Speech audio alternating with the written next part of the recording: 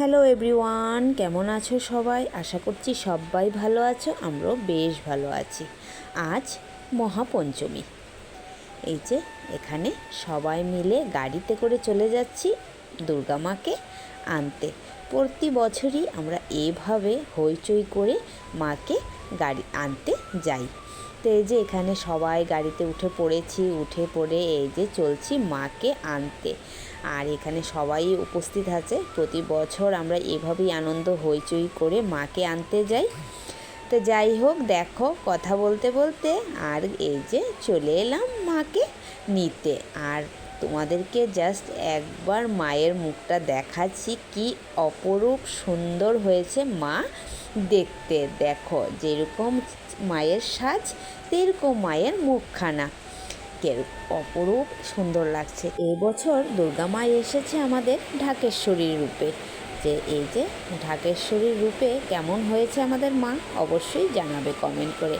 আর যাই হোক, তোমাদেরকে ভেবেছিলাম একটু ঘুরে প্রতিটা মা দুর্গা মাকে দেখাবো, কিন্তু ওই যে অন্য আরেকজনের হাতে মোবাইলটা দেওয়াতে না তোমাদেরকে সবটা ঘুরে দেখাতে পারিনি। তো এই যে এখানে মোম ধূপকাঠি ধরিয়ে মাকে একটুখানি দেখিয়ে উলু শাক বাজিয়ে এই যে মাকে গাড়িতে তোলা হচ্ছে। এবার মাকে নিয়ে যাব বাড়িতে।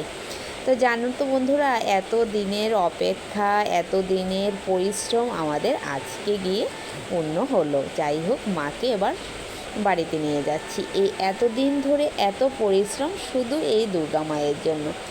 জানো তো বন্ধুরা, এখন না আর ফেসবুককে সময় দিতে পারছি না, কারণ এত ব্যস্ত আছি দুর্গা মাকে নিয়ে, তাই বলতে পারো ফেসবুককে আর সময় দিতে পারছি না।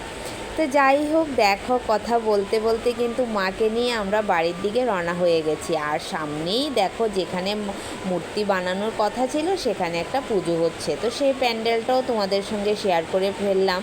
তো শেয়ারটা কিন্তু সেই তোমাদেরকে মাকে ভিডিও করার উদ্দেশ্যে তখনই কিন্তু সেইটা মানে প্যান্ডেলটা তোমাদের সঙ্গে শেয়ার হয়ে গেল। তো যাই হোক, এই যে সবাইকে নিয়ে চলে আসলাম। মা দুর্গা, কার্তিক, গণেশ, লক্ষ্মী, সরস্বতী সবাই চলে এসেছে।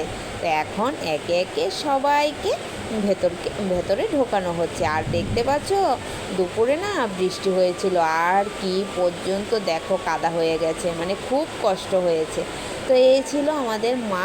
এখনও পুরোপুরি সাজানো হয়নি, পুরো যখন সাজানো হবে তখন তো অবশ্যই শেয়ার করব। তো চলো ভিডিওটা এতটুকুই শেষ করলাম।